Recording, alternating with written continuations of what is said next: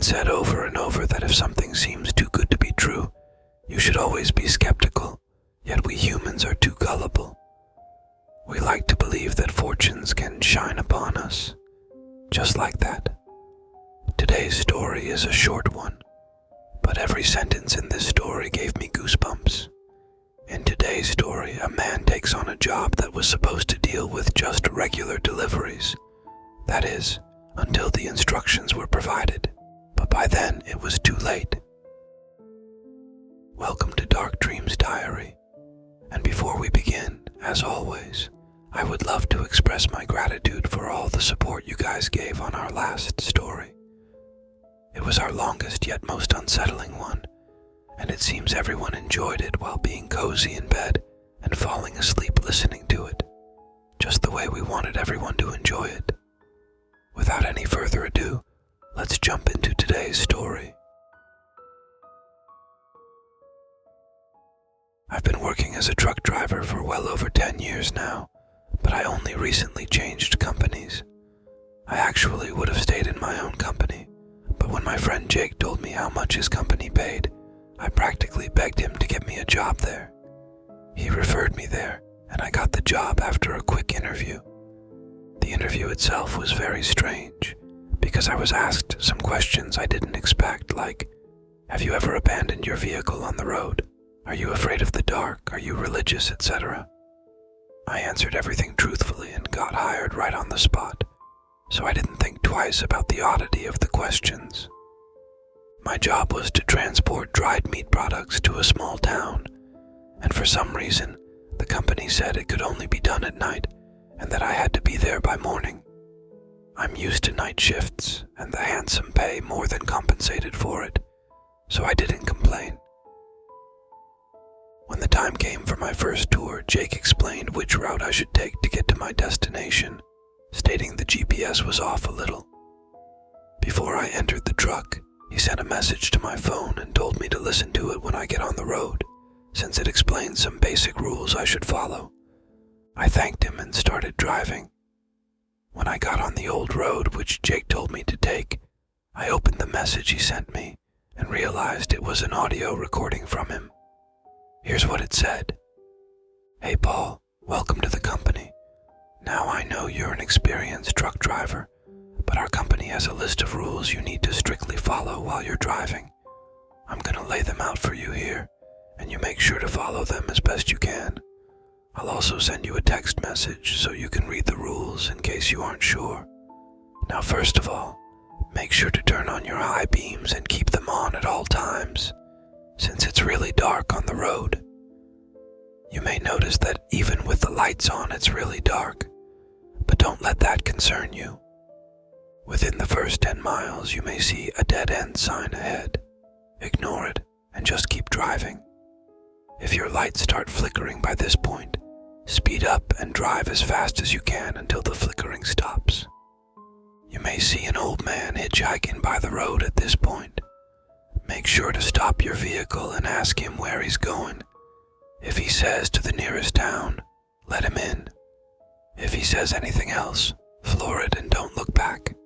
If you do let him in, he will remain quiet for about an hour while you're driving, and then he'll ask you to stop and let him out, despite being in the middle of nowhere.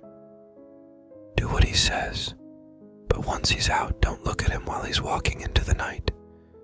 You should be well within the 20th mile by now. If you start to hear any banging or growling noises coming from the back of the truck, ignore them.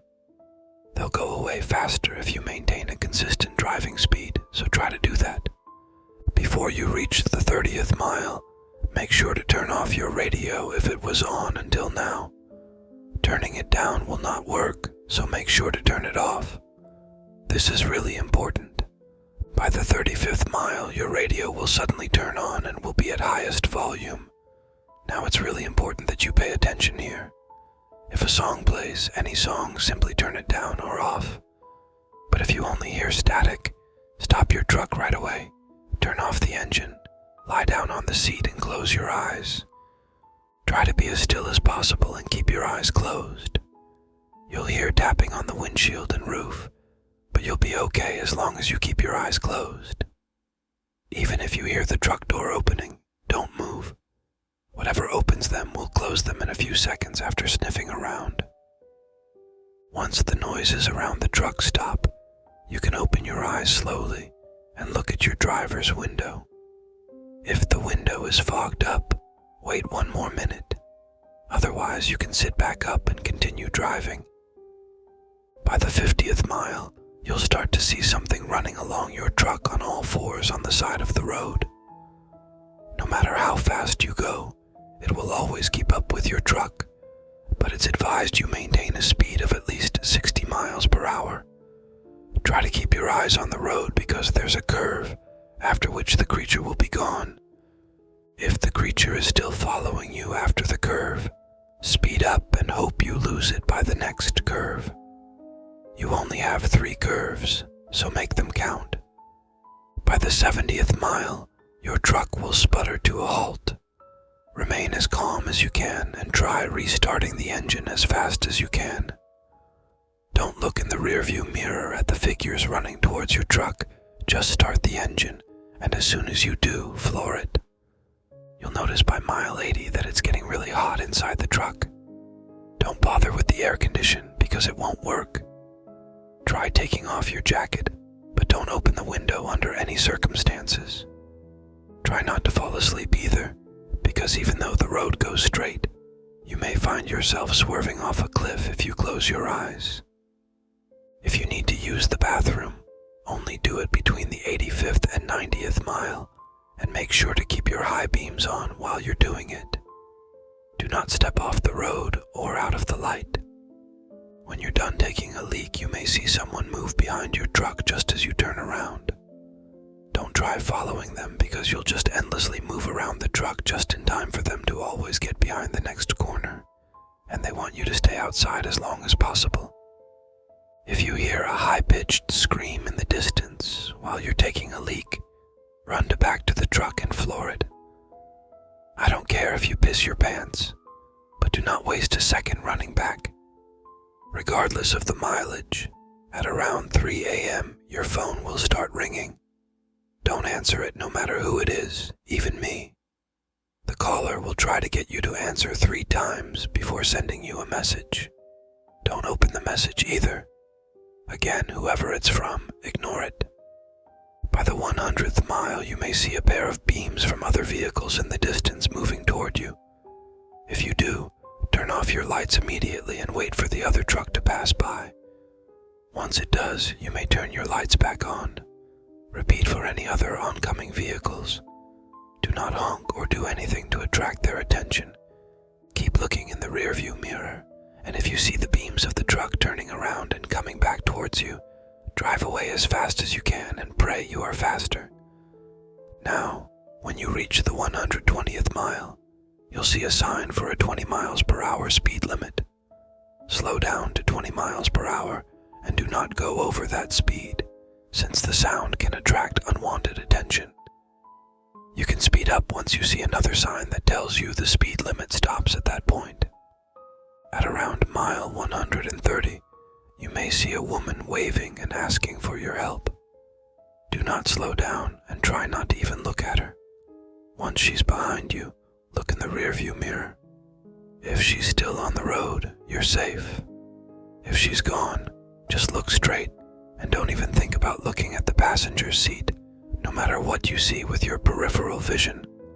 Once you reach 140th mile, you're safe. From here, it's a straight shot to your destination. Don't try to turn your truck around at any point while you're on the road, because you'll end up driving until you're out of gas, and if that happens, you're as good as dead. Don't use your GPS until you reach the town either, because it will take you to an old dirt road, which will have you driving in a loop. Once you reach the client's place, the employees will take care of the rest. Let me know if you have any questions. I listened to the message and laughed, thinking Jake simply wants to prank me. That was before my lights started flickering.